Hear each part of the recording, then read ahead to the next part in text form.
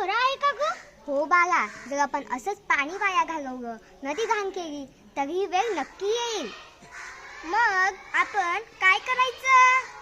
आपण निसर्गाचा सन्मान केला पाहिजे. चला निसर्गाचं ऐकूया.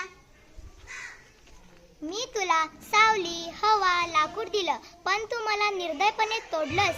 माझ्याशिवाय तुझा श्वास थांबेल हे तुला कळत नाही का? मी तुला गोड पाणी दिलं, शेत हिरवीगार केली, पण तू माझ्यात प्लास्टिक, केमिकल्स टाकून मला विषारी केलंस. आमचं घर जंगल होतं, पण जंगलात जाळलीस. आता आम्ही भटकत फिरतो. आम्ही गायब झालो तर तुला सुद्धा जिवंत राहणं अवघड होईल. अरे आम्हाला झाडं नको, आम्हाला मॉल्स, कारखाने हवेत.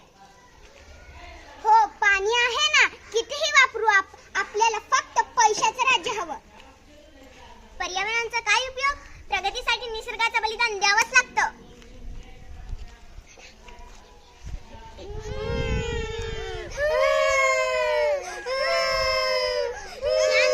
शांत राहा. अहो, तुम्ही असं केलं तर उद्या श्वास कसा घेणार? पाण्याशिवाय जगता येईल का? प्लास्टिक मध्ये अन्न खाताना विषारी होतं, हे समजत नाही का? खरी प्रगती म्हणजे निसर्गासोबत चालणं, निसर्गाला नष्ट करणं नव्हे.